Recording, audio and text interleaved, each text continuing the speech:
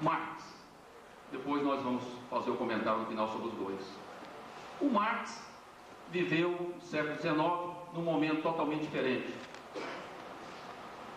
Em termos econômicos, se na época do Rousseau a burguesia já dominava economicamente, é claro que na época do Marx ela está mais avançada ainda.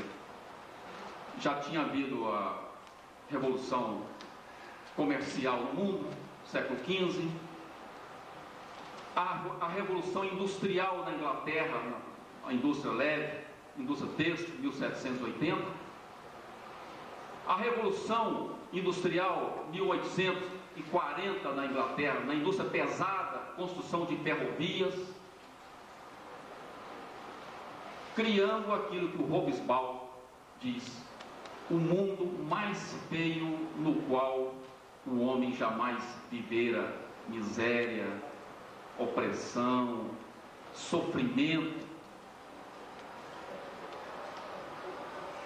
No campo político também há uma novidade, é que a burguesia, que na época do Rousseau não estava no poder, agora sim a burguesia está no poder. Ela já tinha feito a revolução burguesa na Inglaterra e já tinha feito a revolução francesa na França, aquela para a qual o Rousseau contribuiu.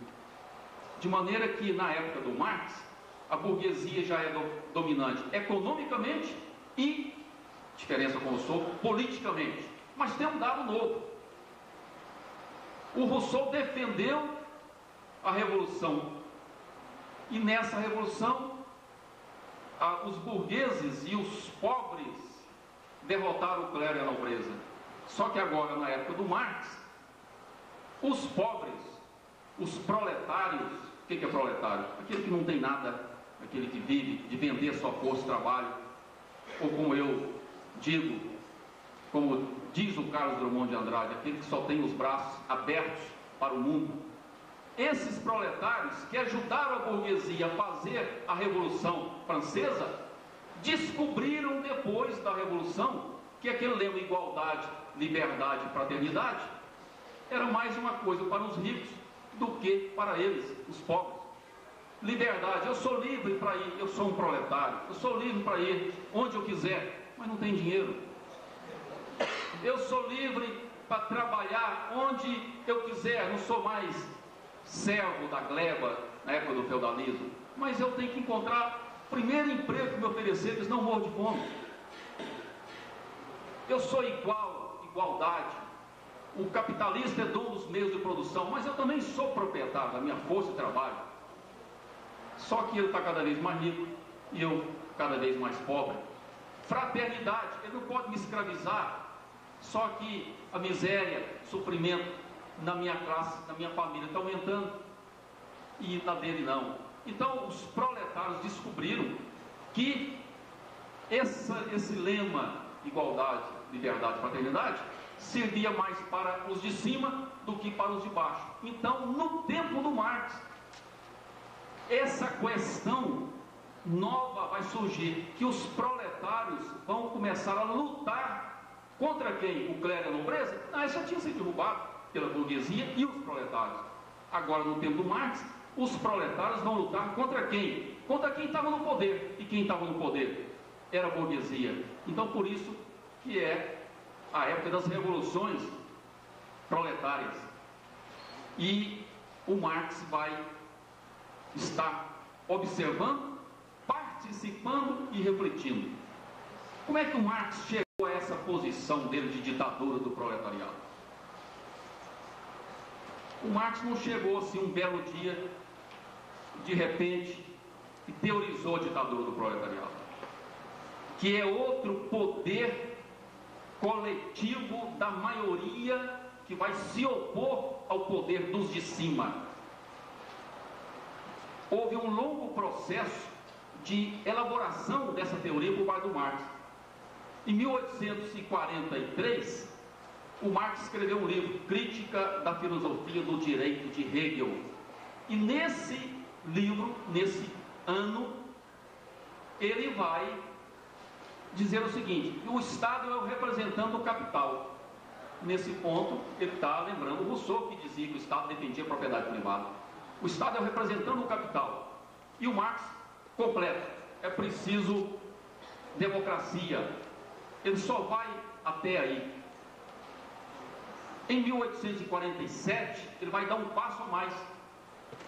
No livro dele, Miséria da Filosofia, ele vai dizer que é preciso fazer uma revolução, avançou. Que é preciso abolir a propriedade privada, avançou mais ainda. O Rousseau não propôs a abolição da propriedade privada. E terceiro, que tem que desaparecer, o Estado capitalista tem que desaparecer. 1848, os socialistas, os líderes que lutavam naquelas revoluções sobre as quais nós já falamos, pediram Marx e o amigo dele, também alemão, Engels. É como dizia um amigo meu, o Engels era um talento e o Marx era um gênio, mas trabalharam a vida inteira juntos, depois que se conheceram. Pediram ao Marx, e o Marx, juntamente com o Engels, pediram para escrever qual era a posição, realmente, para sistematizar a posição dos socialistas naquele tempo. E o Marx, então, mais ou menos, escreveu o Manifesto do Partido Comunista. Nesse livrinho, o Marx repete: o Estado capitalista é o comitê da burguesia, para defender a burguesia, e que o proletariado deve se organizar como classe dominante. Pela primeira vez, o Marx vai dizer: essa classe dos de baixo, proletário, tem que se organizar como classe dominante, passar para cima. E em 1850, o Marx, no livro Luta de Classes na França, ele vai usar pela primeira vez o termo ditadura do proletariado. 1852, ele vai dizer que o proletariado, para implantar a sua ditadura, tem que fazer. Então ele vai dizer: tem que quebrar o Estado burguês. Muito tempo depois, o Lenin, discutindo com os seus adversários na Rússia e na Europa, cada um querendo interpretar o que o Marx quis dizer quebrar o Estado, o Lenin dizia: não é assim, reformar o Estado, melhorar o Estado, é quebrar.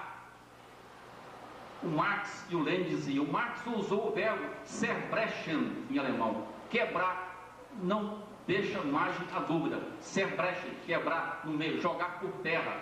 Então Marx dizia que em 1852 ele usou o termo que o proletariado, para chegar à classe dominante e implantar a sua ditadura, tinha que quebrar o Estado capitalista burguês. E em 1852, ele, numa carta a Weidemeier, ele diz mais uma vez que o proletariado tem que instaurar a sua ditadura. E em 1871, para acabar esse retrospecto aqui, ele vai dizer, dá o exemplo de como é que isso podia ser feito.